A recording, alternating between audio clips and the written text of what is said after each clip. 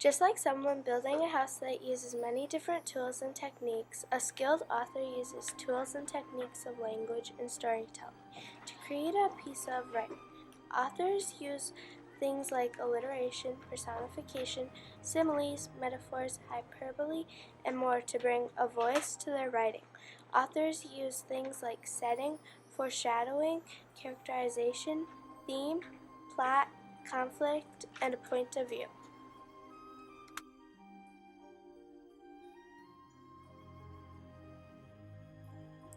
There are three main point of views an author can use as a part for their craft: first person, second person, and third person.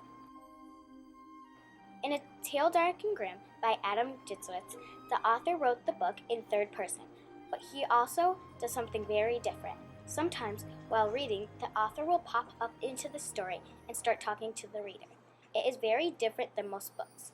This video shows examples and examines the purpose behind the author's writing choices.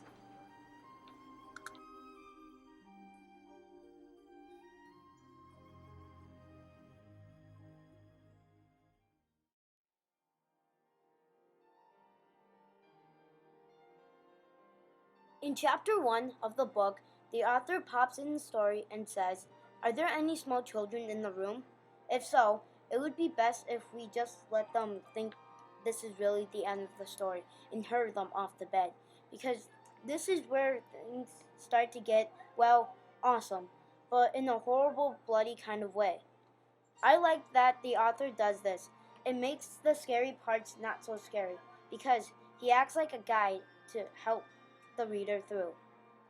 It is very comforting. In another chapter, the main character, Gretel, had just met a boy. It said that Gretel had fallen in love. Then the author jumped in to say, it wasn't real love. You might say, just a child's infatuation. You might say that, but if you did, it would prove that you are already old and that you don't remember what it is like to be a child at all. The author would sometimes jump in to explain something more, which I found really helpful.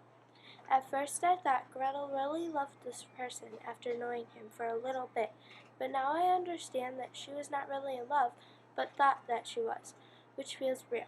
The author helps me make sense of what the character was feeling.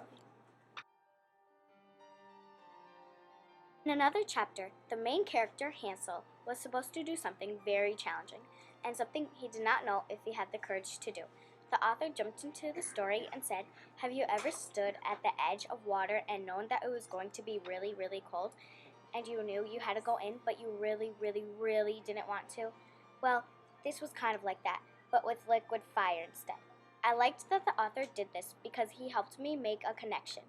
It is also funny in a weird sort of way, which is what the author does a lot: combines scary, funny, and gross all throughout the book. Overall, the author's craft in A Tale Dark and Grim really made the book more enjoyable.